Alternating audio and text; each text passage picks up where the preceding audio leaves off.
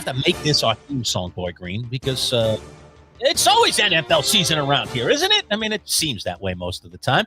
Welcome aboard, Manchild Show with Boy Green Digital, our live Wednesday broadcast. And I see some of you jumping on in and coming in the room. You know, you can always come into the room early too, right? You can come in early, can't you, Boy Green? You can get in the comment. Yeah. Throw some things in, you know, so even before you see that little countdown popping up, you can get in there.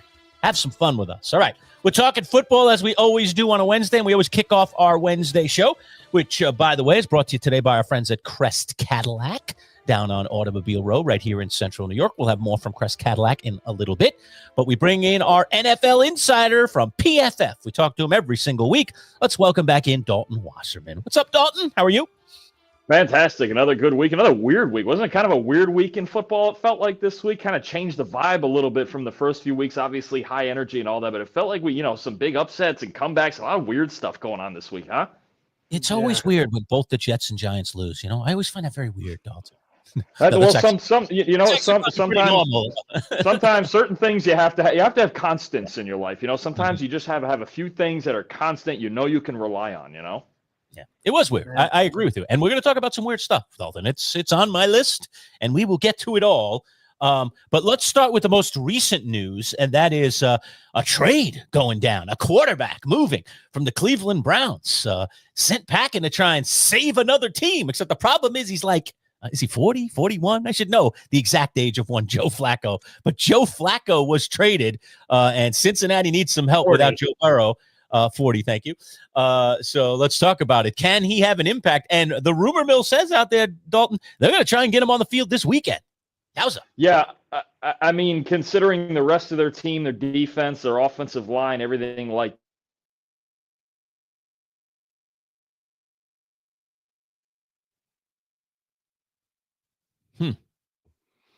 Right, we do have an audio glitch here. Yeah. Yeah. 1 second, Dalton. All of a sudden, Dalton, your audio is just gone now. So I'm not sure what happened there, but we just lost your audio.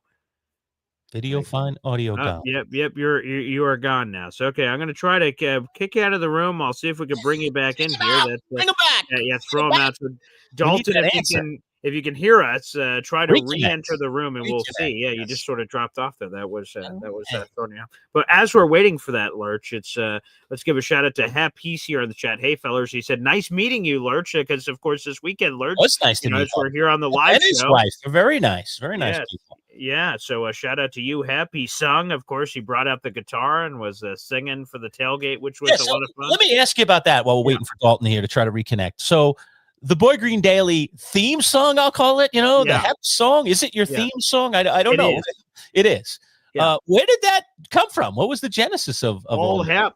All Hep. He, again, one day he called into the show and was just doing takes. And one day he just had a guitar and said, "I got a song." And I'm like, all right. And brought him full screen. And he just sang this song, Boy Green Daily, that he came up with. So it was, and I just thought it was just, because you have it in your little open Boy Green Daily, and that's it. There's actually a little verse and a little, there's a little bit of depth to it. I heard the whole complete version there at the tailgate. It was very impressive. I liked it. Yeah, so I think we have Dalton back. So let's bring Dalton back on the show. Dalton? Are we good? We sound good? How are we doing? Yeah, you're good. It was so weird. Your mouth was moving and nothing was happening. I swear I wasn't pulling the Shador on you. I wasn't doing any of that. Oh, that's funny. Also happening there in the state of Ohio. So, but yes, go ahead, Dalton. So let's just get the complete answer again. Joe Flacco traded. Your take on, can he help the Cincinnati Bengals at this moment? Yeah, I mean, on paper, I don't think it'll do a whole lot considering the Bengals' struggles on the offensive line, and Flacco can't really move himself at 40 years old and his struggles under pressure with Cleveland. But at the very least, I guess he's used to dealing with it, right, playing in Cleveland, this year. So I think the idea is that at least when he is protected, that he's got a better shot of getting Jamar Chase and T. Higgins the ball. And at this point, the Bengals are trying to do anything they can to save their season. If that means even a marginal improvement at quarterback, that always helps. But I think there's still going to be some struggles considering they can't block anybody. That's really the theme every single week. And they got to play the Green Bay Packers this week in Micah Parsons and that crew. It doesn't get any easier. So let me ask you, Dalton, for the people who don't know, the PFF headquarters are there in Ohio. Did Joe Flacco have to come in one door and go out the other, going from, Cleveland to Cincinnati? Were you guys at all a part of the mediation, transportation process of getting him from one team to another? Not at all. Look, I'm sure there's at least a marginal amount of excitement here in Cincinnati, but I mean, honestly, it was as shocking to me as it was to you guys, especially when you talk about you don't see many in-division trades. Max Chadwick and I were on our college show when this broke, and we had to talk about it for a minute just because obviously here in Cincinnati, it is a big story anytime they do basically anything, right? It's Bengals season. But no, I think, again, you look at it being a short trip, and that's the shocking part to me is that when you guys were talking about they might expect him to play this week on 4 days of practice against that Green Bay defense, man. I mean, if he goes in there and does it, obviously he's a veteran. He's been doing it a long time. But, man, oh, man, that would be even just an accomplishment to get on the field at that point. Did you expect Jake Browning to be this bad? I mean, boy, when he filled in the last time, he was rock solid. And, I know he didn't win every game, but he looked like he had complete and utter control and competence in the offense. And this time around, it doesn't look that way, or didn't look that way. Yeah, I mean, again, it's just the Bengals are fundamentally flawed when it comes to pass protection, and Browning's a guy who doesn't have a huge arm. He's got to be able to step into throws, and he's not particularly mobile. So I think, even when he played a couple of years ago, the Bengals' pass protection was at least marginally better than it is right now. Right now, their offensive line is the worst unit in the league. So, I mean, that really, it's going to be hard for any quarterback to be successful in that environment. That's exactly why Joe Burrow got hurt in the first place, right? And even for as good as Burrow is, it was tough for them to win games with that offensive line. So I think Browning, it's just a case of this is a guy who needs pass protection. He never got it. And then when you start pressing, you're behind in games, you're trying to make throws that are really out of character for you. That's what starts to happen when it comes to stats and production. Now, let me ask you this, as we're sitting here, there's interesting nuggets that come out after a trade is made, and we know what the trade is for Joe Flacco from Browns to Bengals, but what we didn't know was Diana Rossini came out and said that while the Bengals had a lot of internal discussions in their building about obvious replacement options, because Browning had been terrible, as Manchild pointed out, they didn't at all make a move to go to the Giants, who have Russell Wilson, who just recently got benched, or Jameis Winston, who, a lot of us fantasy people are like, ooh, that'd be a lot of fun seeing Jameis just no care. Jameis, they're chucking balls to Jamar Chase and T. Higgins. That could be exciting. Are you surprised they didn't come knocking on Manchild's Giants' doors over there for a potential trade? And I would say both of those guys, at least at this point, I know Wilson is a little not what he once was, but both of those guys are somewhat mobile. Joe Flacco, as you know, is not mobile. And you mentioned it. They got problems up front. Go ahead, Dalton. Yeah, I think there's a couple of things. There's probably some financial implications with that, with Wilson making a decent amount, not huge money, but a decent amount of money the rest of this season, and Winston technically on a 2-year, $8 million contract. So I think that's part of it. And I also think, I just wonder if there were whispers around league circles that the Giants had told people behind the scenes, we're not trading any of these guys, especially not right now. Leave us alone, right? Maybe closer to the deadline in a couple of weeks, then, another team pops up with a need. But it seems like this entire time that the Giants like the depth that they have, and they like being 3 deep at quarterback and having veterans as options behind Jackson Dart now and having those mentors in there. And obviously Jameis Winston is known as a good locker room guy, and everybody loves to have him around too. So I think the Giants at this point, they're content with what they have. They want to roll with it. Jameis may be their backup quarterback next year, considering he signed a 2-year contract behind Jackson Dart. So I think that's what it tells me more. I think that says more about the Giants maybe than the Bengals not necessarily calling. It's funny. I got a little prelude to this story, Dalton. You might quite enjoy this. I know my students did the other day. I told my students a story. This is when I was much younger and much dumber. I will admit that going in. I once, dare I say, after kind of cutting off another driver, decided to roll down my window, raise my hand up, and send out, as we call it, the bird. That resulted in a very dangerous car chase, which probably would have put a lot of lives at risk had I not escaped it unscathed. And where there were several individuals in the other car who I don't know what they might have been brandishing or not brandishing. So luckily I got away that night, and I learned a long, hard lesson, and that is don't ever do that, because you never know who you're flipping it to. And apparently Jerry Jones has never learned that lesson, although apparently he meant to go like this instead of, what he did. Let's talk about it. $250,000 fine. Jerry's appealing. Good grief. I mean, Jerry just finds ways to get in the news, doesn't he?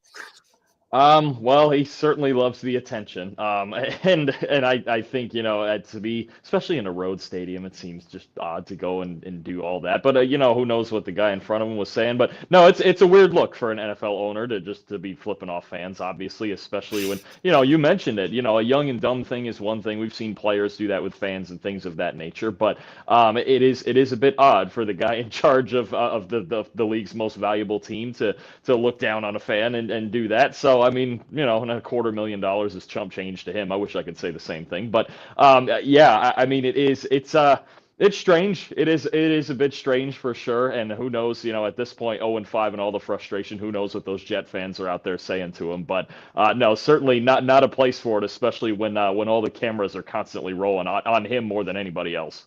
So, Dalton, have you ever made a similar mistake? Jerry Jones is a billionaire before. It's hard for him to relate to the common people, so I want to give him an opportunity to do so. Dalton, have you ever went like, hey, you across the street? Ah, damn it. I meant the thumbs up, but the wrong finger popped up. Have you ever experienced that? I can't say. I don't know. I don't know if that's some sort of, hopefully that's not some sort of some malady or something that would cause you to do that. I've never confused which finger I was using at any given moment, right? I've always had a pretty good awareness of what, I guess hand awareness. That's a new trait. We're gonna, there's hand size and they talk about it for quarterback. Okay. Hand awareness. That's another one. I've never, I don't know, maybe it's a tick in the nervous system or something like that, but never been confused. So when I've gone that route, I knew darn well what I was doing. I'll give you that one. Well, more fines being levied across the NFL. Let's talk about this one, and then we'll talk about the game, because I do want to get into this game. It looked like a game that no one would care about, and frankly, you're probably wondering why we'd even talk about it here coming off an NFL weekend, because neither team is particularly relevant at the moment in terms of their playoff chase, but that Arizona-Tennessee game. But let's start with the Jonathan Gannon fine. Their head coach got into a scrape with one of his players, Amari DiMercato, who ran it 71 yards, and then decided to drop the ball just before he entered the end zone, and it bounded out of the end zone and turned into a touchback and a no touchdown and a complete disaster that leads to the Cardinals falling apart and losing this game, one of several dominoes that were just god-awful. But we get into this thing, Dalton, about touching players, and that's kind of what happened here.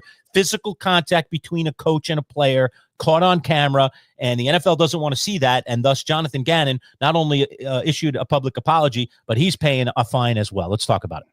Yeah, it's something, and that's the part, that last part you mentioned where he put his hand on him, I think twice actually, that's the reason he got fined. I mean, yelling at guys and high emotional things that, are going to happen on the sideline, right? The sideline's a very emotional place, especially in a spot like that. But when you start putting your hands on people, that's when they're going to start looking at them. We've seen in the last 10, 15 years, more so in college football, when those coaches are dealing with college kids and trying to keep so many guys in line. We've seen that more so where the movement has been, look, we got to get away from that. There's discipline, and then there's crossing a line, right? So I think you just don't see it as often in the NFL, right, with grown men playing a game and veteran players and things like that. But no, I mean it's something it's not a place for it, right? Maybe in the 1970s there was a place for it, and that's how they did things back then. But it's just that's the part. And I actually applaud Gannon for at least coming out. Was it yesterday? Yeah, yesterday or Monday, and being like, listen, yeah, that's on me. I let the moment get me, and it did the wrong thing here. So obviously the fine is what it is. Admitted the mistake, and that's the part that really is not accepted in the way that it used to be way back in the day. So let's talk about the three plays in that game, Dalton. So first, DiMercato, okay. You've already kind of talked a little bit about that and what a momentum swing that would have been, because that would have iced the game. I mean, I was listening to that game on the radio. That would have put it away. All right. So that happens. Then they march down and score. Then we get the crazy turnover that gets turned back over and turns into a touchdown. You got to talk about that play. And then I think one that isn't being discussed as much, but what the heck is Jonathan Gannon doing not throwing the ball on 3rd and 8 with a little more than 2 minutes to go in the game, knowing that if you get a first down, you literally can just run the clock out. And after all the disasters that have happened, including those prior two, okay, that we just talked about, they could have still won the game. Instead, he runs it up the middle, punts it back to the other team, and they win on a game-winning field goal. I mean, talk about the cavalcade of mistakes by the Arizona Cardinals. My goodness. Well, it's one of those examples you see it in football games all the time where if you leave the door open, the other team might just kick it down, right? And sometimes things just don't go your way. Obviously, the fumble at the goal line from DeMercado has been talked about enough, but you mentioned it, that play with the interception. And look, that's another angle of it too. If Dadrian Taylor Demerson just hangs on to that football after he intercepts it, Over. the game's over right there, right? They're still up 2 scores and they're doing just fine. Instead, you get, a modern version of the fumble Ruski or whatever was going on there. And then once the ball's on the ground, it's just 50-50 and Tyler Lockett managed to fall on it. These are the things that can happen when you leave the door open. And the 3rd and 8 call, I think you're absolutely right that you need to throw it there. I think there's a better argument for running it. If you are inside under the 2-minute mark, under the 2-minute warning, there's a better argument to go, okay, we got to stop them with maybe a minute or a minute 10. And the way their defense had been playing, maybe not, maybe you go for it anyway. But on that side, on the front side of the 2-minute warning, when, okay, even if you made them burn a timeout, it doesn't do much. You burn 5 seconds and they can keep the timeout because you're giving them the full 2 minutes anyway running the football. And the Cardinals have struggled for the most part outside of a couple carries in this game. They struggled to run the football for the most part. So put the game, you got a $50 million quarterback, put the game in his hands. If he can't convert a 3rd and 8, then you punt it away anyway because you're only burning 5 seconds regardless. All right, let's go to another trade that happened. So this one caught me off guard. Odafe Owe going from the Ravens to the Chargers, and they swap late round picks where the Ravens are moving up a couple of rounds, and they get Gilman, the safety, as well from the Chargers. Is this the start of a fire sale of sorts for the Baltimore Ravens, that they start trading off pieces, realizing that the hole may be too big, and when Lamar Jackson comes back, it may be too late? I don't know about a fire sale because I'm not sure who else exactly that they would just dump off. I think what this trade is more so is one that's kind of mutually beneficial for both teams who have some issues in these 2 areas. Let's start with the Chargers, who obviously gave up a little bit more with the 5th round pick, but they've really been struggling to rush the passer. The only guy who's been effective at all rushing the passer with Khalil Mack's injury is Tuli Tuipulotu, but they have no depth off the edge right now. They're not disturbing quarterbacks in the pocket at all. Owe is a guy who gets pretty consistent pressure. He's a solid, at least a rotational piece, and probably for now is starting on this Charger team. They need serious help in the pass rush, and they have a depth of safeties that they can go to. So they trade away Gilman. Then you look at the Ravens, who've been hurting at safety because, look, Adarius Washington suffered a season-ending injury months ago, so he was a big piece of the defense. Kyle Hamilton's hurt right now. Malachi Starks is a rookie, and that's a defense where they want 2 and maybe even 3 safeties on the field at all times to help in the slot. Malachi Starks can do a lot of different things, but he can't if there's not enough help on the back end. So I think Gilman's really going to help the Ravens in the secondary when it comes to having then him and Kyle Hamilton and Malachi Starks playing more so in the slot to help him there. And Marlon Humphrey's been injured too, and he plays in the slot a lot too. So they're trying to get more depth in the secondary, and they've got a decent group of guys off of the edge. I think you're going to see more of the rookie Mike Green, the 2nd round pick, off the edge for the Ravens. So 2 teams, I think, equally kind of benefiting from dealing from depth to help a position of weakness. All right, so you said Yeah, go ahead. No, go ahead, Boy Green. No, continue. Yeah, so you said that the Ravens may not be a fire sale. Like, whoa, like, come on, like, maybe not. What about the Jets? Because there was a report from Ralph Facciano. He heard of an anonymous NFL executive told him that, man, and I'm going to paraphrase here, but basically anyone could potentially be available on the Jets, within reason, of course, that could be flipped. Should the Jets do that at 0-5 and start making some big boy decisions, whether it's a guy like Quinnen Williams, who's 27, and there was a lot of interest in him during the offseason? Do they make a big move and start shedding salary, saying, oh, boy, we're not where we thought we were?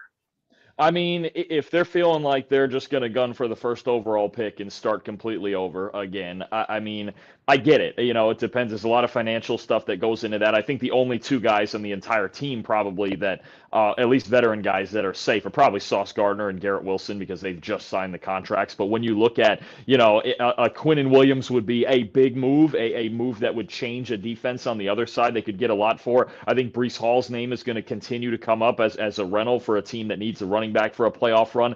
You look at other, minor players. If another team needs safety help, maybe an Andre Sisco's on a 1-year deal.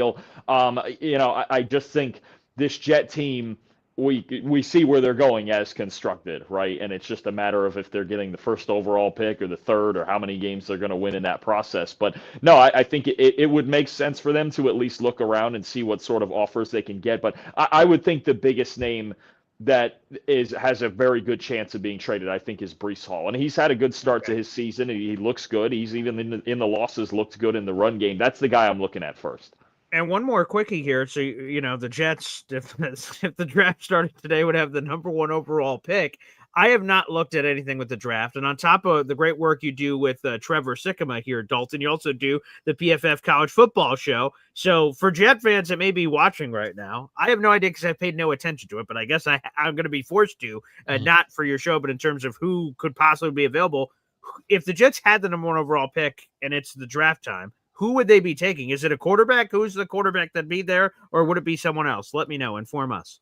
I think it would be a quarterback right this minute. And look, these quarterback rankings for college this season change every week because there's an up and down nature to a lot of these guys. But I think right this minute, and there's plenty more football to go, it would be the quarterback from Oregon, Dante Moore. He's looked fantastic through the early parts of the season. A huge win at Penn State a couple weeks ago. Another huge game against Fernando Mendoza in Indiana this week. But I think Dante Moore right now is the guy people are looking at. He had a true freshman year under Chip Kelly at UCLA. That wasn't great, but that also wasn't a great situation. He sat behind Dylan Gabriel at Oregon last year, and now he's playing like he might win the Heisman Trophy. So if you're watching a big game on both sides, I should throw Mendoza's name in there too. Oregon, Indiana is the college game maybe for Jets fans to watch on Saturday. Talking with Dalton Wasserman, PFF, our NFL insider. We do it every single Wednesday in our live show. Today's broadcast is brought to you by our friends at Crest Cadillac. Let's just take 30 seconds, learn a little bit more about our friends from Crest. Cadillac certified pre-owned vehicles, exclusively available in Central New York at your participating Cadillac dealer, Crest Cadillac. Each one must meet high standards and receives a 172-point inspection, along with a 1-year unlimited mile warranty after the original warranty expires. Come into Crest Cadillac in Syracuse today for exceptional offers on Cadillac certified pre-owned models. CrestCadillac.com. All right, we are back talking all things football. Dalton Wasserman, PFF, joining the Manchild Show with Boy Green Digital at MC Show Digital. Don't forget to subscribe to our channel. Also hit the thumbs up like. We'd love for you to be part of our community. Again, one of our first 500 subscribers is going to get a brand new $400 retail priced driver, courtesy of our friends at Play It Again Sports. It's right here. Boy Green's putting me full screen so I can show it to you. All right, Cleveland, high bore, XL. As I mentioned, brand new, still in the plastic, as they say, a $400 value. And all you have to do is click subscribe, which is, of course, absolutely free. And check out our content from time to time. We'd love for you to become one of our little community members here as we continue to build our YouTube channel here. All right, Dalton, let's talk about a few other things. One of them is we got Thursday Night Football, and my Giants are in the fold. It should be a real tilt here against the Eagles, a division, tense division rivalry. The Eagles have been slipping a little. They've now lost a game, so opposite record of the Giants at 4-1, and we're 1-4. But let's talk about this matchup on Thursday Night Football. And does it mean anything that this is division foes? Should we not be fooled by the fact that the Eagles clearly come in looking like a much better football team? I mean, they are the much better football team, but they also haven't been playing to the best of their ability all year, and it finally cost them in a game against Denver this past week. I think the big thing that everybody's wondering, I'm going to state the obvious here, why in the world are they not running the football? A, why are they not running it? Because against Denver, they ran the ball 10 times, right? 10 or 11 times. And B, what is going wrong that is causing it to not be as effective as it was last year? Now, to me, I think the matchup to watch in this game is the interior of this Eagles offensive line that just doesn't look the same right now. Landon Dickerson might not be fully healthy. He doesn't look great. That right guard spot's been not great without Mekhi Becton. You got to block Dexter Lawrence. I mean, that's one of the hardest guys in football to block. So, I mean, I think the Eagles, if they aren't able to run between the tackles, which they have had problems doing this year, and we're not used to seeing that, can the Giants defensive line keep them in this game? When you talk about, again, Dexter Lawrence, Abdul Carter's having a great rookie season, Brian Burns, those guys up front, they can cause anybody problems. It's a similar vibe to the Cleveland Browns where, boy, when you're playing that front seven, you better come ready to play. And if the Eagles offensive line isn't ready to play and Hurts has to stand back there and throw the ball all night, then you talk about the Giants defense keeping them in it. Dalton, I don't know if you're much of a Survivor CBS reality fan, which, by the way, we'll have another live episode tonight with Brett LaBelle. At the end of every episode, Jeff Probst has this torch snuffer. The tribe has spoken. Pow! And I don't think he says pow, but, he takes out the old torch snuffer there. On Sunday Night Football, we have the Detroit Lions and the Kansas City Chiefs. The Chiefs are at 2-3, and I'm wondering where that number is for Dalton Wasserman. Yeah, that's basically it. Because you start looking at their schedule, you're like, is there something here, Dalton? It's tough. I think the Chiefs are finding out that it's not going to be easy. I mean, obviously an 0-2 hole is not easy to climb out of, but there's a lot of good teams in the AFC. Maybe one we didn't expect this past week at Jacksonville, but now Detroit coming into town with their offense red hot. That's dangerous. That's dangerous. After that week 1 loss to the Packers, they've really figured things out, and this is going to be, I think, an explosive offensive game. The Chiefs' offense absolutely looks better with Xavier Worthy back. Patrick Mahomes is a lot better with Xavier Worthy in there, but look, this Lions, somebody, if not both teams, are going to score 30-plus points in this game. I think that's a given, and it's just a matter of Jared Goff keeping his cool on the road and the Lions being able to run the football. And then the Chiefs, look, I know he's been in the news a lot this week, but Chris Jones and that defensive line are not playing very well, and the Lions' offensive line has been running people over. So I think that's a big thing here is can the Lions control the pace of the game like they have been the last few? Dalton, I know we don't have too much more time together. I want to get to this. This is a comment put up by Jamie, the FedEx guy, but he's kind of going where I was thinking. How about this Colts-Bucks Super Bowl? Emoji. I love it because we weren't thinking about either one of these two teams possibly facing off in the Super Bowl, but the way these two teams are playing, it may not be that far-fetched. Let's talk about the start of both the Colts and Indiana Jones and the Buccaneers and Wild Man Baker, who's just playing fantastic football. Two teams with red-hot offenses. I think that's the idea. Great offenses and guys playing like MVP candidates at quarterback, right? I think you look at the Colts, and Daniel Jones has just done everything that Shane Steichen has asked him to do. And last week, the funniest part, they're just a machine. They're so efficient. They don't make mistakes. Last week might have been the most boring 40 points scored I've ever seen in my life. And yet it works for Indianapolis. Why? Because Daniel Jones, he does do the boring stuff correctly. And that's what you want in this offense with so many weapons. And of course, they can run the ball all day with Jonathan Taylor. And then the Bucks, man, I mean, Baker Mayfield has a real MVP case. You talk about 4 game-winning drives in those 4 wins, and darn near brought the Bucks back against Philly. And the emergence of Emeka Egbuka as already one of the best receivers in football is crazy to me because he was, when they drafted him, it was like, okay, why'd the Bucks draft another receiver? They're so loaded. And it turns out, I don't know where they would be without Emeka Egbuka now. So when you get Mike Evans healthy, and you get Chris Godwin rolling 100%, and you get Bucky Irving back healthy, and you get this offensive line back gelling, the Bucs offense could be even better than it is right now. And that's really the scary part when you talk about, they have proven even in the past against Philadelphia, they can score on anybody. When you can do that, you can win playoff games.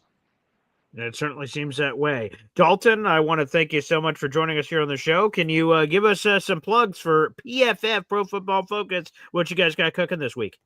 Absolutely. Just in about an hour and a half or so, we've got our NFL preview. Me and Trevor Sycamore previewing all 15 NFL games for you. That'll be on at 1 o'clock Eastern. And then already we recorded the college preview. We got 13 college games this week previewed, the most that we've ever done in 1 week. It's a loaded slate. You can check out multiple games with future quarterback candidates for the New York Jets, and a lot of other teams around the NFL. So it's going to be a fun week, both NFL and college here. Both of those on YouTube, PFF NFL Show, PFF College Football Show. Beautiful. Dalton, thank you so much, buddy, and enjoy. We'll see you next week. Appreciate you guys as always. Thank you. All right, there he is. Dalton Wasserman, PFF, every single Wednesday. He opens up our live Wednesday show. I see a lot of people jumping in the comments, and feel free to jump in yourself. Boy Green and I will be hanging around for a little while longer, talking about all the things that went on in the football last week and getting you ready for this upcoming week in the world of football. Again, don't forget, it's at MC Show Digital, our YouTube channel. Click on the old subscribe. Get in on that nice little lottery here for the golf club, $400 value that I just showed a few minutes ago. And also hit the thumbs up like so we can get our videos out to more people there. The more you hit that thumbs up, the more chance that we're going to get it out to people who have never joined our show before or seen us before and build our little community. So we appreciate your help on that front as well. Boy, yeah, Green, real quick. Yeah, go ahead. Yeah, I was just going to say we're streaming live on the Manchild Show Boy Green digital YouTube page, my YouTube page at Boy Green 25, on Twitter at Boy Green 25. It's tagged to at MC Show Digital as well. And you can see us on Facebook. There's a direct link as well here to the MC Show Digital YouTube channel. So if you guys are enjoying and one of the other mediums, take a second right now. If you're watching on your phone or you're watching on your computer, open up a new tab and go to that link that you see on the screen, youtube.com/MC Show Digital. to reiterate what Lerch just said, there's a $400+ golf club that's up for grabs. All you have to do to be eligible to win it, have a gift for yourself, give it to a family member for a holiday coming up. Is all you have to do is be subscribed to the channel, which is free to do. And we have multiple free giveaways coming up in the future. So you get great content and you get a chance to get some awesome prizes. So guys, make sure you take full advantage of that. Again, that's youtube.com/MC Show Digital. Go ahead, Lerch. Yeah, and let me jump in on two things. Number one, I'll remind people that tonight we are back on the beam for another Survivor post-game show. On top of all this sports content that we deliver on New York Sports, Boy Green and I have been Survivor savants for a long time, and we've watched all the seasons and all the episodes, and we are now in season 49, getting ready for the big 50, the big 5-0, which will come in the springtime. But we're in season 49. It's been really interesting. And Brett LaBelle, former Survivor himself, is our co-host for every single post-game show, and he's going to be bringing on some of his buddies as well. So we break down the Survivor episode pillar to post. It's a lot of fun. So what you want to do is watch Survivor from 8 to 9:30, and then jump on our channel on YouTube and watch live as we interact with Brett. And you can do the same thing, get in the comments, ask questions, make comments. Yeah. We'll throw lots of stuff up on the screen. It's very, very interactive, the post-game show. We usually do about 45 minutes or so. So it's a lot of fun after every single Survivor episode this season and going forward. So we're having a lot of fun. It's kind of a new place for us to be in terms of a post-game show and doing it immediate. It's like immediate reaction to Survivor. We, for a long time, did an interview with Brett on our radio show, on our radio show the next day. You know, it's at 11 o'clock in the morning, but now we're doing it literally right after, so we get that immediate visceral reaction, which it's been even better, Lerch. To be honest, obviously in the terrestrial radio days, we had no choice. We have to fit things into that 10 to 12 window, but it's cool that in this new world we can live react to things. We can get things up immediately, and the Survivor thing has been really cool. So we're looking forward to continuing to grow the community. So if you're a Survivor super fan out there, again, we have a playlist for that. We have Jets, Giants, Bills, whatever your fandom is, that's okay. You can be subscribed to the channel and then watch what you want to watch.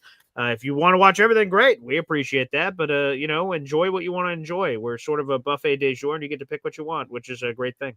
Well, I got to give you credit, Boy Green. You are the ultimate multitasker. I mean, literally before the show, Paul and I are doing our show prep. I was doing some other stuff while we were talking about what we were going to talk about on the show with you. I'm going to take you behind the curtain here for a second, folks. And Paul offered me yesterday or this morning, I don't know when it was, recently a fantasy football trade, because obviously we're in the same fantasy football league. As a matter of fact, we're in 3 of them together. That's true. But the big one is called our Champs League, and it's a 12-team league. And there are some heavy-duty people in that league. Joe Bartle, our fantasy football insider, has a team in that league. Brian Drake, who's another fantasy football insider that's on Sirius XM radio and other places. He's also in this league. And then there are some former listeners and current listeners of our program from both the radio and now the web world. So it's a very, active, really fantastic fantasy football league. If you ever can put a community together like we have over the last 8-9 years, you should try to do it, because it's very, very rewarding. But so Paul sent me a trade. I declined it, and he's like, "Come on, what do I got to do to get this guy off you? I need some help here or whatever." And so I said, well, you got to do better than what you did. It gave me some scrubby defense and, some player that I'm never even going to put in my lineup for a guy that I could be starting. Now, unfortunately, that guy's sitting on my bench right now because I have 3 guys in front of that guy that are better than him. So I'm kind of like, it is a piece that I would consider moving. There's no question about it. So Paul's not barking up the wrong tree by coming to me and trying to extract this player for me. But I said to Paul, I go, look, we're trying to do prep for the show right now, and I'm doing it like that. We can talk about it after the show. You want to get serious and get into some kind of, negotiating table here, as we say, come to the table. We'll do it after the show because I want to be thinking about the show. Well, while the show is going on and we're breaking down Dalton here, all right, and we're supposed to be focused on you folks and delivering content, he's out there making a fantasy trade. I get an alert on my phone 5 minutes ago, says a trade's been made, and now you get a chance to vote against it or vote for it or whatever in our league, because we have veto powers. And I'm like, good grief, he's making trades in the middle of our show. So let's break down the trade first. Let's the audience here. Boy Green, who drafted Trey McBride, who's been a pretty good prized asset at solid, the tight end commercial, at the tight end position, excuse me. He's shipping Trey McBride off because he needs some help in some other spots. By the way, Boy Green, while I'm recapping this trade, could you get a screenshot of the standings in the Champs League real quick? Yes, I'll also get that up as well. Yes. Do that for a second while I'm going through the trade. So he's shipping off Trey McBride. That's the key piece that he's sending off in this deal. And he's trying to bring back some other pieces. It looks like he's trying to fortify both his receiver and his running back position a little bit, probably particularly receiver.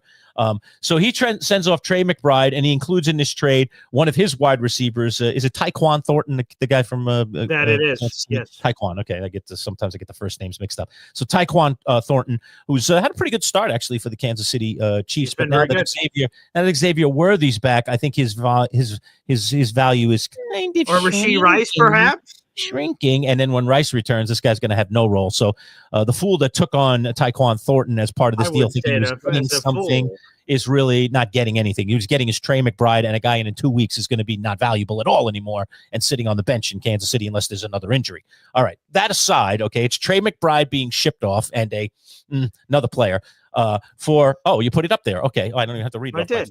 There it is. Kyle Pitts, Jacques Charbonnet, and Michael Pittman. Now, Pittman has played very, very well, and Indiana Jones and company obviously are off to a very good start, so his value has shot up the charts. So that's a good acquisition. And then Charbonnet is basically pretty much in a 50-50 kind of split or close to it in Seattle right now, and he's the younger of the two guys. Of course, he's splitting time with Kenneth Walker. That's a nice acquisition, certainly a guy you could throw in your flex from week to week if you needed to. He's not a bona fide starter, but he's not chicken feed either, and he can get you double-digit points a lot of weeks. And then he also gets back a tight end. Kyle Pitts has actually been playing well this year. He's actually been reasonable. He's actually not been the bum that he's been to everyone for the last 3, 4, 5 years, however long it's been he's been in the NFL. Like, everybody's just waiting for this guy to pop. He finally looks like he's not popping, but he's at least bubbling to the surface, dare I say, and showing up from Sunday to Sunday. So, man, what is Austin thinking in this trade? I mean, of course, I love Trey McBride. He's a fantastic player, and I guess he's solving his tight end problems from here going forward. But, man, he gave up some serious assets in this trade. And this even angers me more, and I'll tell you the inside story on this one, Boy Green, why it even angers me more is because I started a dialogue last week with Austin, a guy who I've never made a trade with last week, and Pittman was being mentioned, and now he's not there anymore. So I'm pretty aggravated with him, and I'm even more aggravated with you that in the middle of our show you're making trades and stealing guys away that I could have potentially gotten. So anyway, is what it is. This is what this guy does. All right, throw up the standings now so people can see how things stand in our league, since we're taking a moment here to deviate and talk about fantasy football. So Boy Green's team, not hard to figure out. He's in third place. That's Dr. Feelsgood. Of course, he always has a Jet-related name. His team is 4-1 and surging up the board lately. He was kind of in the middle of the pack here early in the season. Not anymore. He has hottest team, 3-game winning streak. He is active, as I told you. He's talking trade with me. He just pulled one in the middle of the show to bring in some acquisitions of his own. So as usual, he's trading his way to the top. These suckers in this league always make trades with this guy and give him exactly what he needs to put a championship team together, even when he doesn't have one. And it's going to happen again this year. I'm fully convinced that it will happen, which is why you just can't sit on your hands and just go, well, I already have a good team, so I don't need to do anything, which is what maybe in my position, some people would say, what do you need to do anything for? Lerch, your team's playing great. I'm like, yeah, except these guys are all wheeling and dealing, and before I know it, their teams are going to be as good as my team, and then we got a 50-50 situation, so I'm going to have to get busy. Saquon Hurts is a guy named Al Swerdowski. Al's a longtime radio listener of ours, and he went down to our Chumps League and then came back to the Champs League this year. So anyway, that's a little bit of a look at our league and where we stand, but I am stairway to Evan, so I am still in first place, but it is just by points now. We have 3 4-1 teams, and I had a very, very big win this week in fantasy. I played Saquon Hurts, who was undefeated at 4-0, and I was missing my 3 best players. I was missing Rome Odunze, who's been fantastic for me this year, Josh Jacobs, one of my starting running backs, and most importantly, Bijan Robinson, who was, the 3rd pick in the draft and my best player. Those 3 guys were on the bench this week. This is week 5 Armageddon for me, and somehow I still pulled it out. So not only am I 4-1, but I'm sitting pretty at 4-1 because now those guys don't have any more buys. They're back in my lineup every single week, assuming they don't get hurt. So I'm feeling a little bit better here going forward. But still, we are in a battle as usual, and those 3 and 2 teams certainly are still in it, and even some of those 2 and 3 teams, I would say, are certainly still in the mix and good enough to maybe make a run. So anyway, a little bit on fantasy football. Go ahead, and just one more fantasy nugget. Me and Al play this week. Yes, so now those 2 4-1 teams will battle it out. So one of us will be moving on, and if you take care of business, we'll have 2 5-win teams. See, what I don't like is one of you is going to 4-2. That I like. All right, but one of them's going. One of them's going to 5-1. So if I don't win, I'm out of first. So I must win this week, and that's just to keep pace with one of the 2 teams that obviously is going to be sitting there with me. There's no ties in fantasy, is there? Could it be like 4? There is technically, I guess. I mean, but it's just so difficult because of all the decimal points and how things line up. So that would be I guess fun if we get 2 4-1-1 teams. That'd be I guess that's possible. But hey, and I just want to make this clear. I went to our buddy here as we're just dabbling in fantasy for just a few more minutes to Austin. I was dabbling for something small, just a modicum. And then all of a sudden our talk started to happen and then went from, I'm just looking for a little breadcrumb. And then, you want to talk entrees. Okay. And then we start getting to big meal deals. And Austin this morning said, hey, I countered you. Here's the trade. That trade that happened on the screen is the trade offer he gave to me. And I went, all right. Well, I will be intrigued as I reapproach Austin probably sometime later today or tomorrow, because I told him, we talked last week, kind of texting back and forth. And I said, hey, listen, I got a bunch of guys on bye this week, and it looks like you got some issues too. So why don't we just, table it?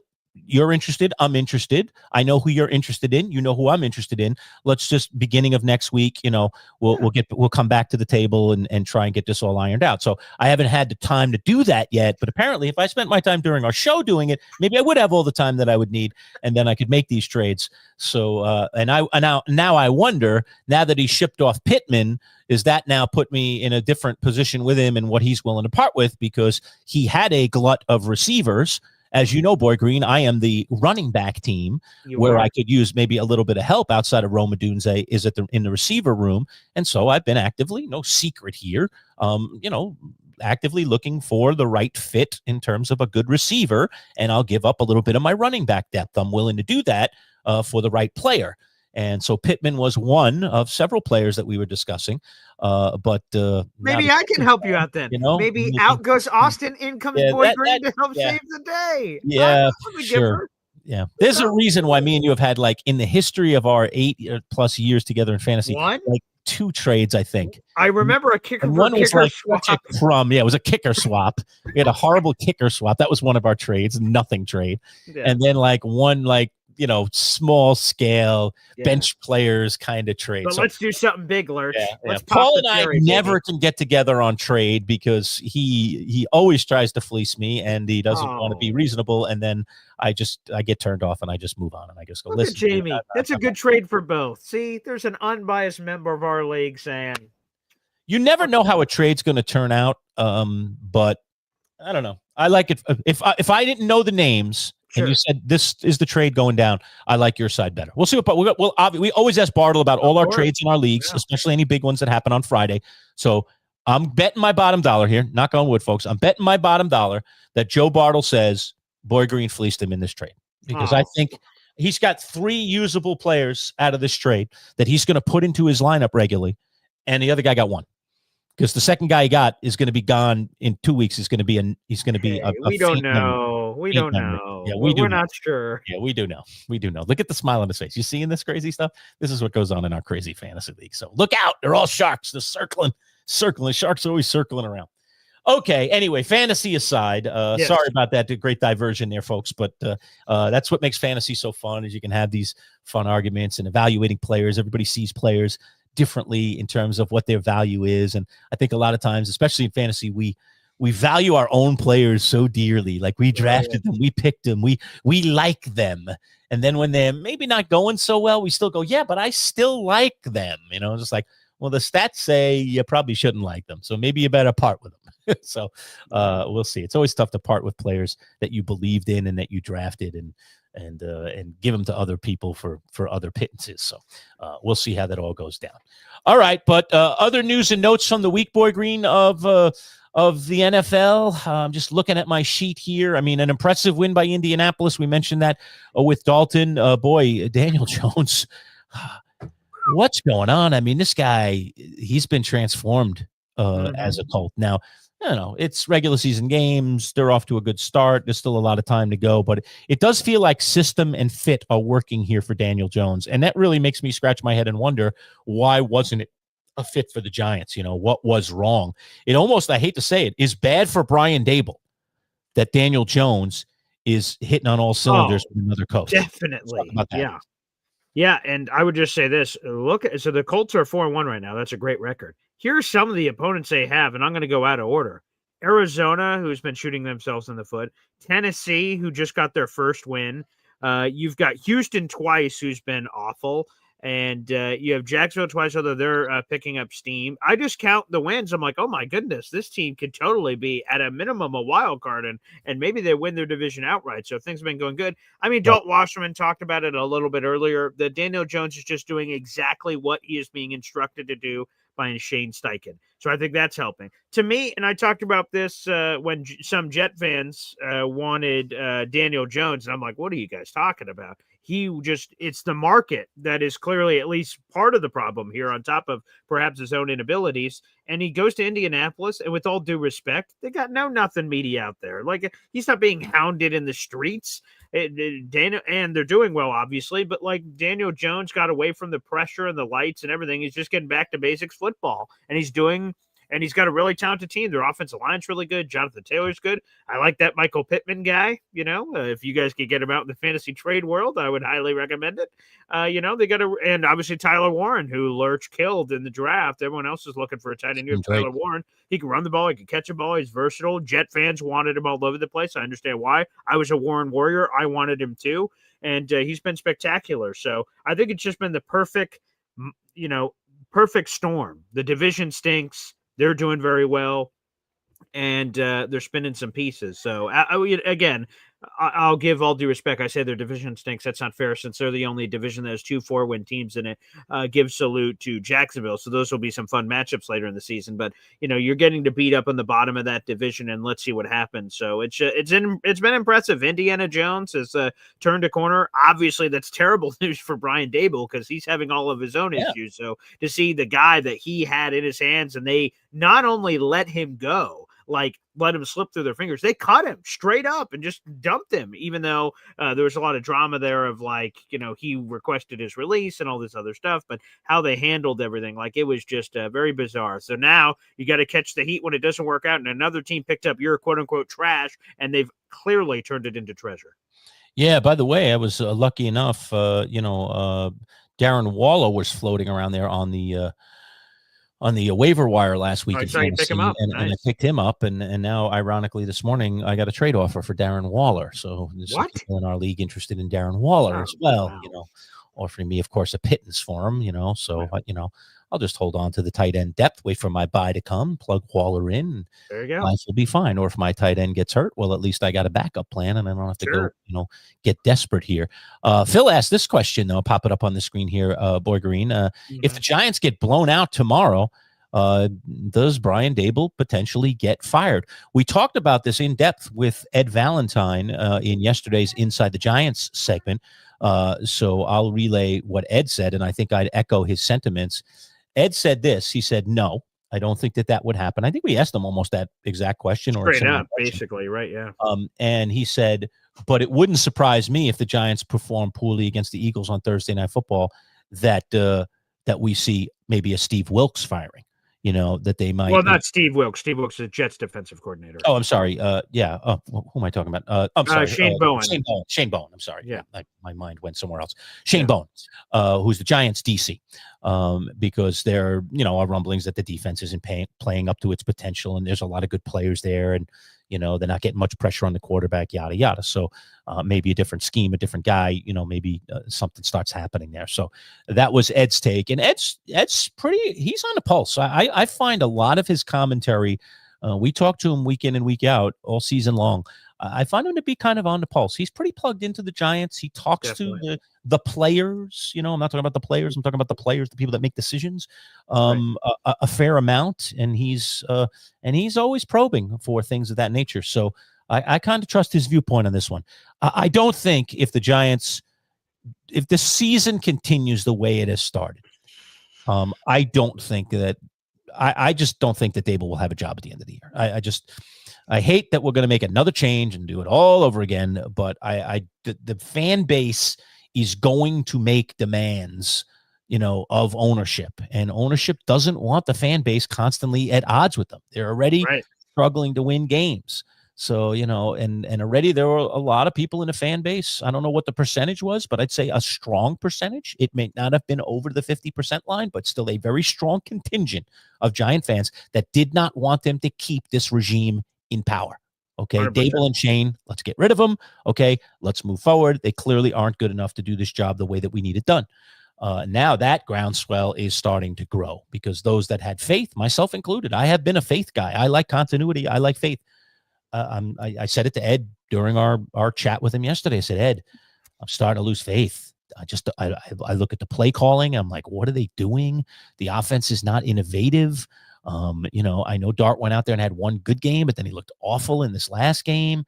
And the Giants just don't seem to be scaring anybody with their offense. Meanwhile, they have a guy who's supposed to be a quarterback whisperer as their head coach, and a guy who the Giants expected to come in because he's from an offensive background and turn this thing into a real offense. And we haven't seen it. So, and then you throw in Malik Neighbors, who's not even going to play the rest of the season. I mean, that is just completely changed what their offense can even do. So problems, and more problems. That's when you're losing. Those are the things that happen to you. But I would say that when you lose an embarrassing we don't know obviously what's going to happen, but if the Giants were to lose in embarrassing fashion on Thursday Night Football, when you're the only game on in town, that just pours gasoline on situations. So I agree with the initial thing you said, that again, Ed Valentine, he is very plugged in. He's in the locker room. He's talking to the players. He's talking to the coaches on a week-to-week basis. He's more plugged in than clearly I am. And so he has a good pulse of it. And maybe there's a fall guy. We all want a fall guy in life. If things start going south, who's the first guy pushing in front of this bus? Or am I diving in front of the bus? Of course, self-preservation. We always want to push someone else in front before ourselves. But boy, I think it just merits some bloodlust for the fans that if this goes very poorly, and this is an Eagle sandwich, you got Eagles on Thursday Night Football, you play the Broncos and you play the Eagles again in like a span of like 12 days, you have 3 games. That's where something has to happen, whether it's Dable or someone else gets shoved in. Boy, it's not looking good here for the G-men at this point in time. And by the way, since I did, I think it probably must have been like some kind of weird karma that I said Steve Wilkes instead of Shane Bowen. I don't know. Steve Wilkes' days might be numbered in New York. I mean, I'm coming from that other locker room down the hallway. I mean, because, man, you want to talk about problems on defense. The Giants don't have any problems compared to what's going on with the Jets. I mean, that is a big problem. And I know Aaron Glenn keeps preaching, loyalty and all that. Steve Wilkes. That it's something. I mean, they're just not doing anything. This is shocking to me. Shocking. Absolutely shocking. Not even what's going on with the Jets record-wise. Now they're the worst team in football at 0-5. Sure. But what's going on with their defense and how it is, it just can't stop anything. It is just, it's like nobody's coaching it. It's nobody's on the same page, They're not doing any of the things that I thought they were capable of even once in a while. Usually a defense goes bad and it's kind of spotty. The Jets aren't even spotty. They're like the Lions last year after they lost Hutchinson. They were just like, all right, well, we don't have a defense, now that we don't have Aiden, so we'll just outscore the opponent.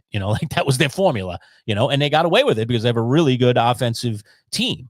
But they know the importance of defense. And if they're going to win a Super Bowl this year or any year following here, the Lions have to have a competent defense. You got to at least be competent. But what's going on with the Jets right now on the defensive end is almost total incompetence. So you talk about another guy that should be on the hot seat. It's not going to be Aaron Glenn this early. No way. Definitely not. But Steve Wilkes, it could be. It could be. I mean, I know. But defense is the biggest reason. It's 1,000% the biggest reason. And we're talking about historic levels of stuff here, people. The Jets, if they continue on the pace they're on, would give up more points as a defense than any Jets defense in franchise history. Think about that. Staggering. That's awful. How about this? The Jets don't have a takeaway through the first 5 weeks of the season. How historic is that? No NFL team in history since we've been keeping track of turnovers in 1933 has a team through the first 5 weeks of their season not had a single takeaway. It's an oblong-shaped football. How does a fumble or a deflected interception or something go to your Giants Saints game last week? Where balls in a doink, it just bounces up in the air and hello, here it is. The unbelievable levels here of they haven't been able to do that. That's historic. So historic levels ineptness from a takeaway perspective, historic inept levels from stopping people from scoring. I mean, it is bad all over the place. And I know Steve Wilkes has been coaching football for 40 years. And I'm sure he's forgotten more football than I'll ever know, but something clearly isn't working here.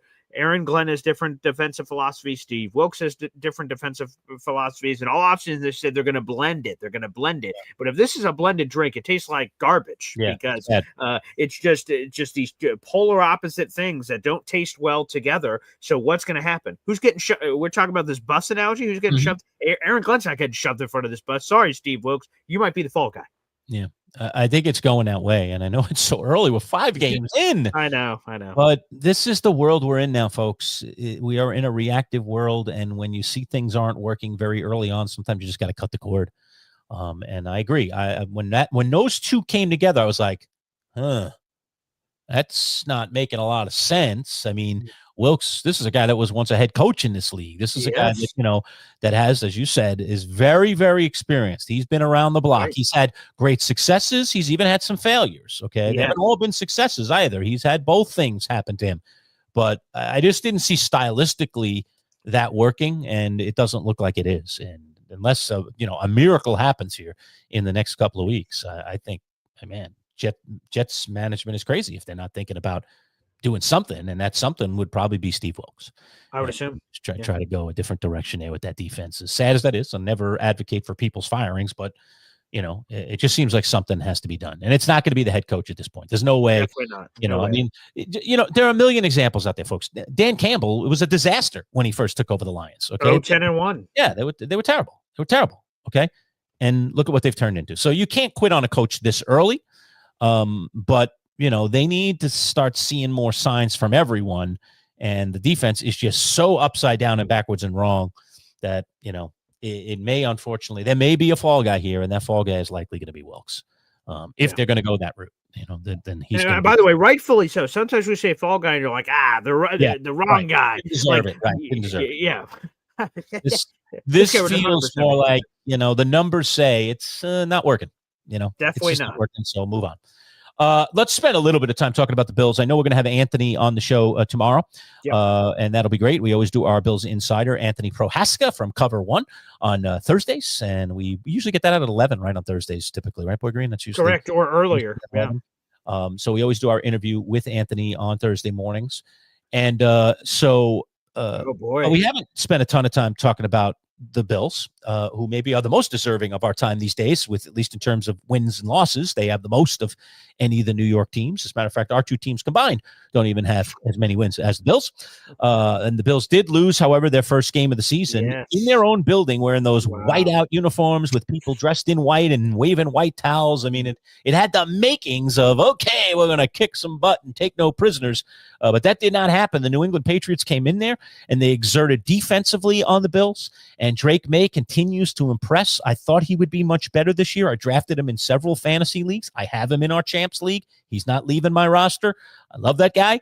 I think he's an interesting, really, really interesting prospect in the world of fantasy football, in the world of football, period. And he's starting to show his wares. They were 8-point underdogs in that game and won outright in one of the toughest environments in all of football to play. So you're Mr. AFC East, Boy Green. Talk about what this means to the division. How surprised were you that New England did this? And maybe you can give your take on Mr. Drake there and how he's doing. Man, a year ago to this point, the New England Patriots consensus had either the worst or one of the bottom three worst rosters in football. They were in a horrific place. And Mike Vrabel comes in. He's well respected, of course, former coach of the year and all that. And he's Mr. Patriot, 3-time Super Bowl champion with the Patriots. And he came back home, and they did a lot of work this offseason. But still, I went, yeah, okay. Yeah, they're better. They're more talented now, but that's not saying much. They were incredibly not talented last season. So they're a little bit better. And Drake May showed some pops, but still showed a lot of flaws with his game. And I'm like, I thought the Patriots are going to win 5 or 6 games this year, tops. And they went into Buffalo and slayed the dragon. And they, now on their ledger, have gone into 2 of the 3 AFC East foes that they have, including themselves. There's 4 teams in AFC East. They've slayed 2 of those demons in Miami, which I don't know how difficult that was, and in Buffalo, which was much more difficult. And I'm sure they're going to be feeling good later in the season when they welcome in the Jets, or they travel to the Jets.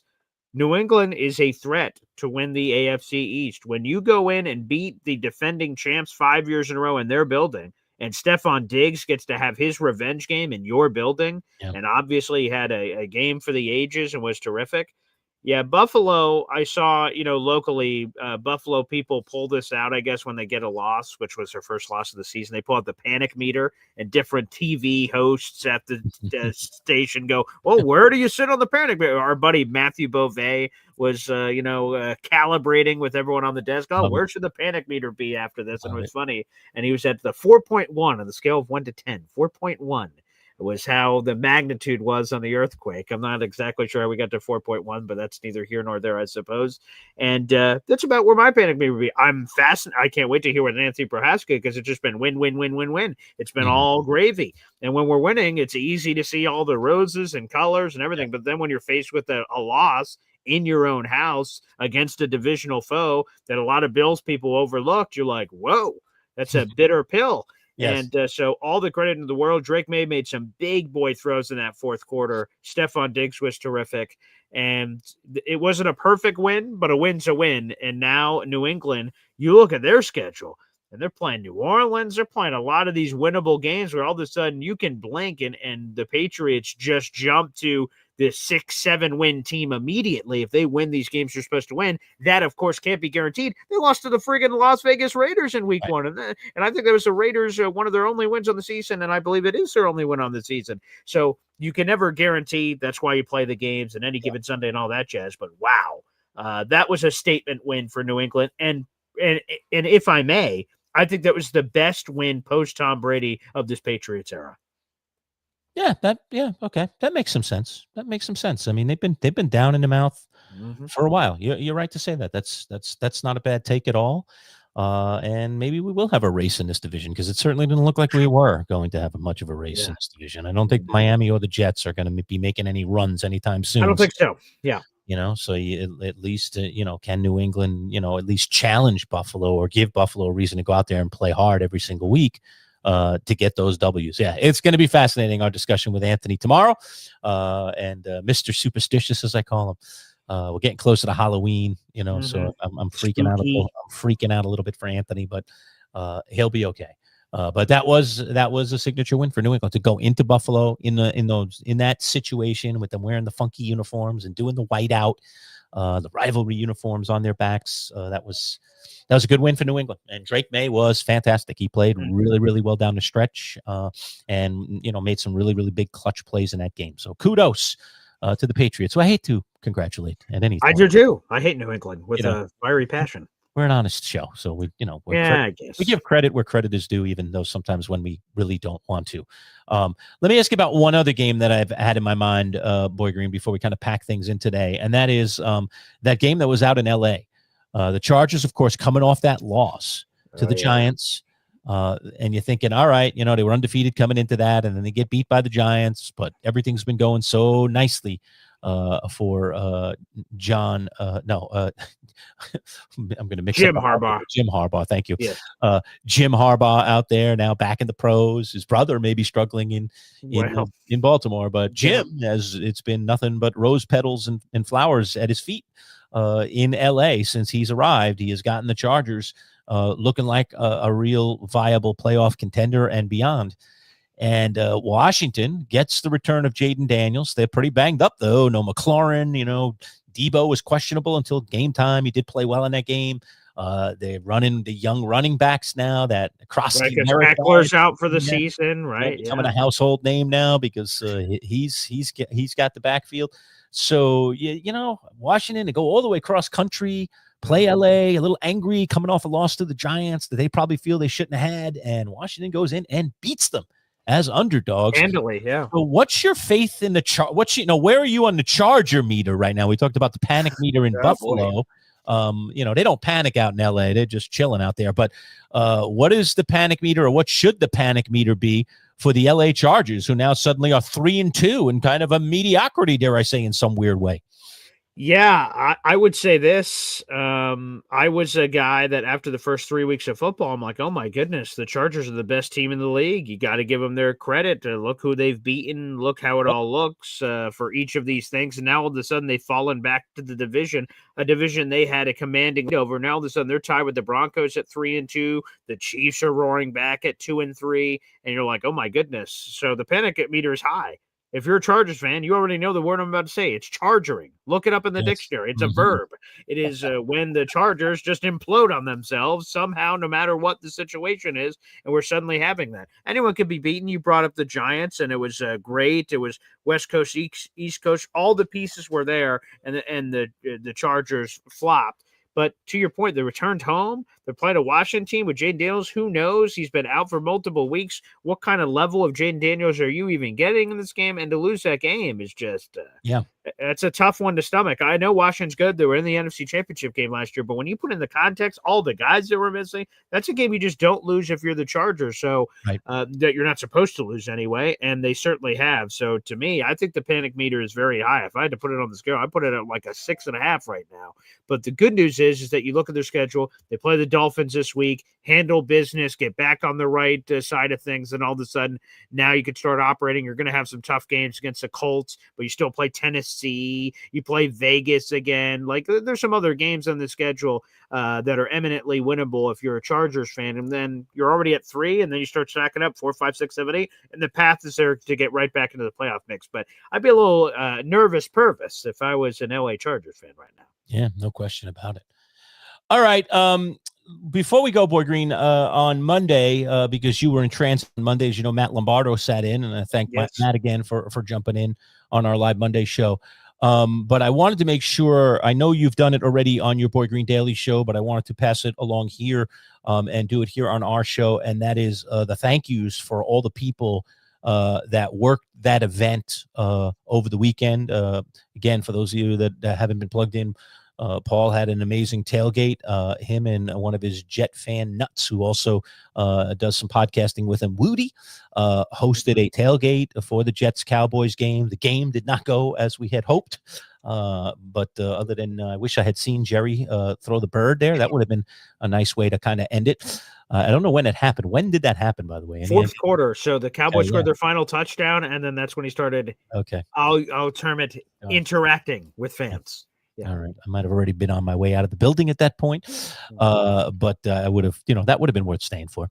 But anyway, aside from that, there were some amazing people who made that event tick. It was amazing. We there at 8 o'clock in the morning, grilling stuff up. So do all the thank yous, Boy Green, because I wanted to make sure I got all the names right. I got Chef Kevin Gilbert, who I accidentally momentarily called Kevin Gilbride. Yeah, the former coach. Right.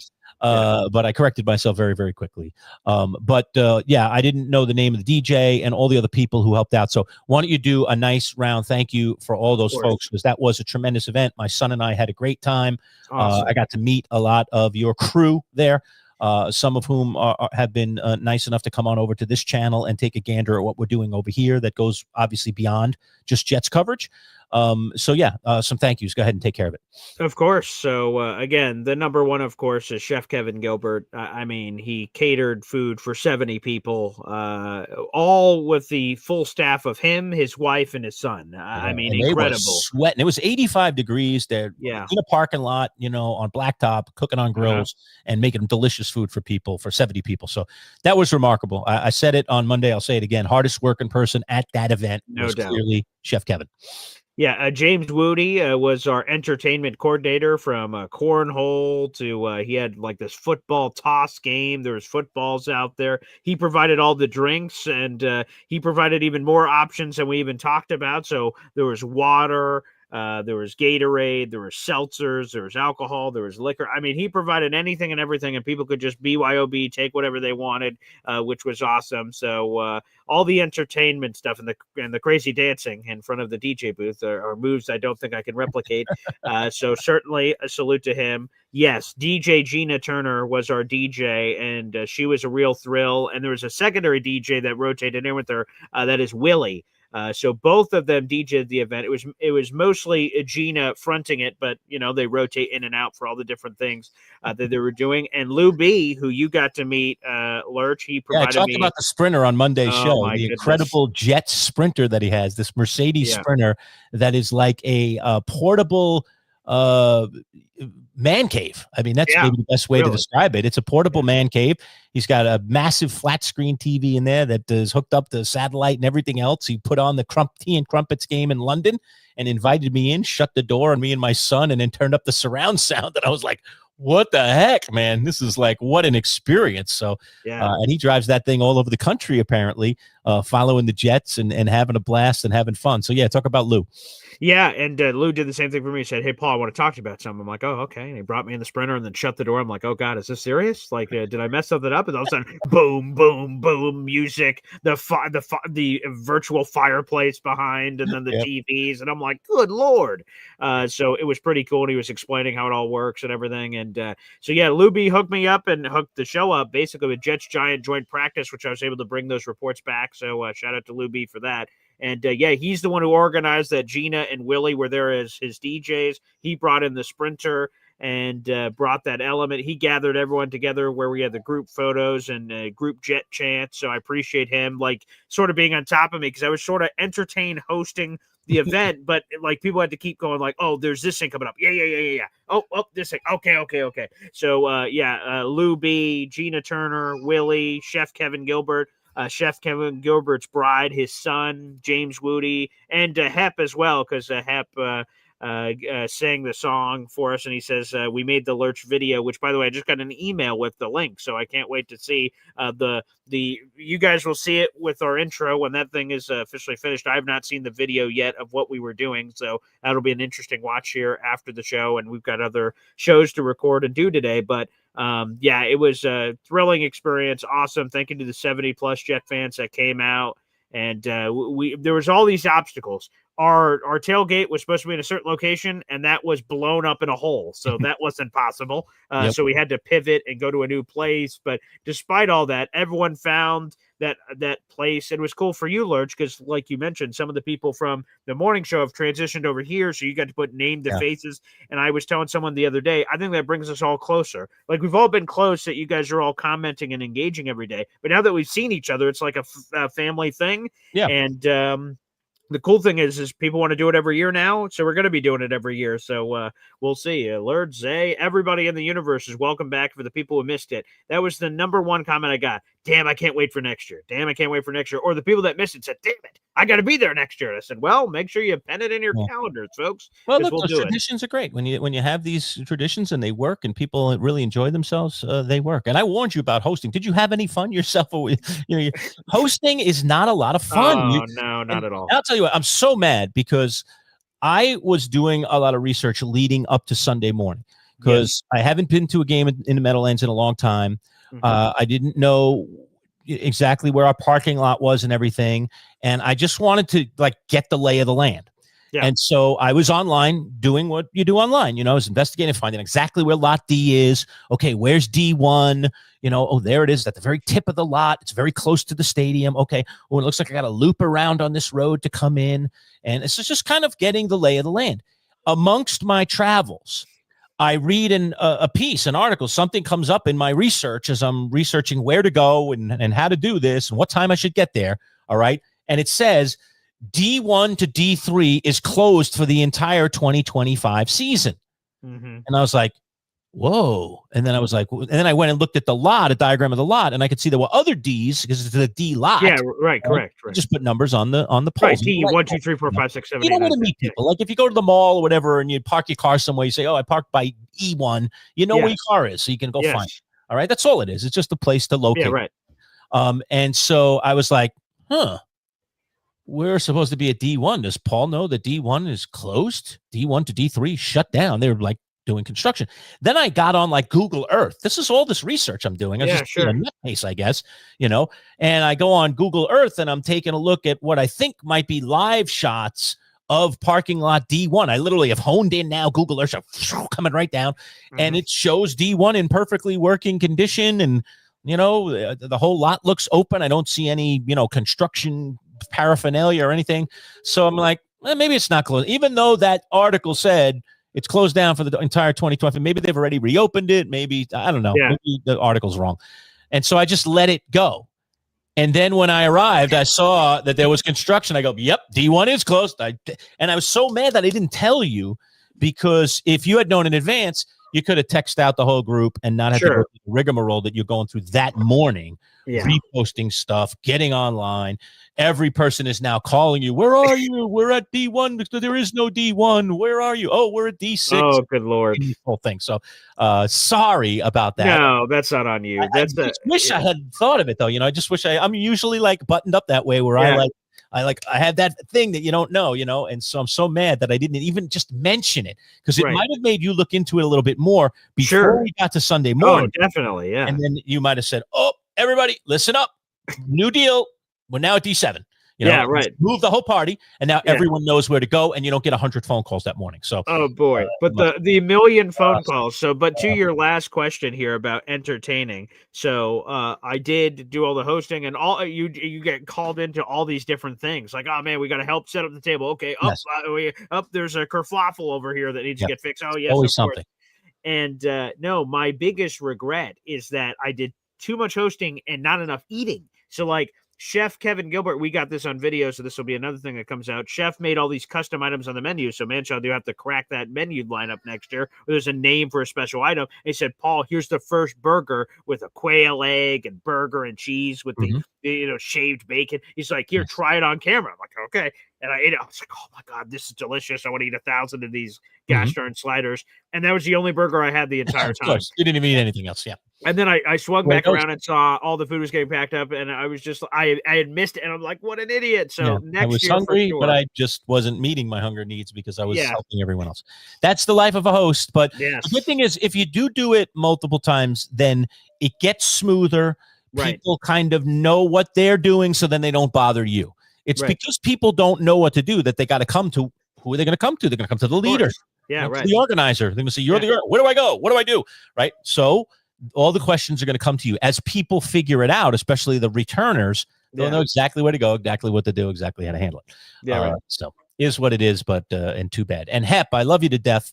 But you are like so many people that like to put an A in my name. Oh yeah. If I remove your comment, you will see that there is no A in my last name. Lerch is Lerch. It's very easy to spell, but people do it Lerch all the time. That would be Lerch, not Lerch. Lerch is my name, not Lerch. So sorry, Hep, but just trying to get that corrected because that happens to me all the time. But that is a good question, so I appreciate that. Next year, you and Lerch should do a live show at the tailgate.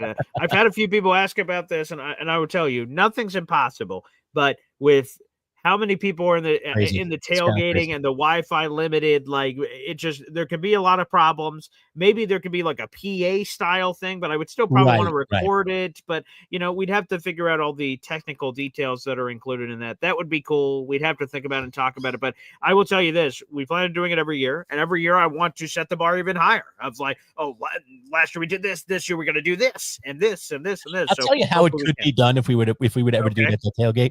Sure. All right. So Lou B's, Sprinter has everything in it. Well, that's including Wi-Fi, I'm sure. He's got satellite television. That thing has everything. I have no doubt that Lou B has some kind of Wi-Fi system in there that you could use. Okay. Yeah. So we would probably have to be in the Sprinter doing the show, completely closed off from everyone else, but on Lou B's screens. He had a screen in the back of the Sprinter. We literally could. And then you could take that audio and pump it out through the DJ. Sure, right. And we could do a 15-minute live show or something, and you would hear us loud and clear. You would see us on the video screen, and we would be hidden inside where we could operate, because you need, dare I say, a little bit of quiet to do a show. You know, you have to, you know, if you got a lot of noise around you, it's very, very distracting. So you need a little bit of quiet. Plus the microphones will pick it up, you know. So I can imagine people passing by and going like, "Oh man, they must be in some remote location somewhere off." And they were like, "We're actually in that out of the van and have a burger." Hey, everybody! So we'll look into that. But I appreciate that, Hep. Thank you. There you go. So yes, a good idea, Hep. And right, it is the logistics of it as to whether it could happen or not. All right. Well, that puts a nice, neat bow on all of this. Wonderful show today. Thanks again to Dalton Wasserman, as always, for giving some insight on all things NFL. Giants are Thursday Night Football this week against the Eagles, so we'll see how that all turns out in another day. And again, we are back for Survivor tonight, so we're live and back on board at about 9:45 tonight. Brett LaBelle, myself, and Boy Green talking tonight's Survivor episode. So watch at 8, ends at 9:30. Post game to follow about 10-15 minutes after. And I will get the lights all queued up and everything, Boy Green, for the night show. We do some colored lights and really make it Survivor looking. And my Survivor gear has come in, Boy Green, so I will, as they say, dress the part tonight. Nice. I've got some Survivor gear now, so that I can be awesome. Survivor-esque for all of our post-game Survivor shows. So we'll do that tonight. Joe Bartle will be live with us again on Friday, usual time, 10:30. We'll talk about Boy Green's trade, and was it a good deal for him, or was it a good deal for Austin? We'll see what Joe has to say about that. Jamie has apparently given you his stamp of approval, Boy Green, which is probably more likely the stamp of death, that trade was fair in his mind. That tells me even more that Bartle's going to be on my side in this one and say, man, Boy Green, what the heck? How did you pull this one off? But we'll see what Bartle says about that, and if there are any other moves or trades, as we are in the heart of fantasy football season. Jake Asman coming later today. We're going to interview Jake shortly. So Jake Asman coming up this afternoon as well. Anthony Prohaska tomorrow morning. And then, of course, our NFL picks following Joe Bartle on Friday. So that's our agenda for the week. Oh, and we will be dropping somewhere along the line a Bud Poliquin brunch with Bud. We had some technical issues with Bud the other day, and so we are still going to do our interview with Bud.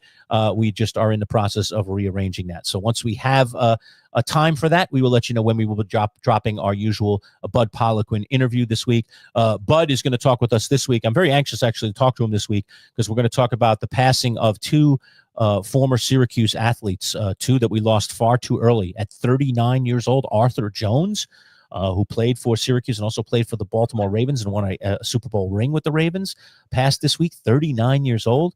All right. And Lawrence Moten, a basketball legend, and a guy who was among our midst a lot here in Central New York, also passed this week at only 53 years old. So Bud will share some stories on both of those players when we talk with him in our brunch with Bud this week. All right, Boy Green, for Dalton Wasserman and for you and for everybody out there listening, thanks again for being part of our little family. Don't forget to subscribe at MC Show Digital and like the video, hit the thumbs up. We will see you again tonight for Survivor, if you dare.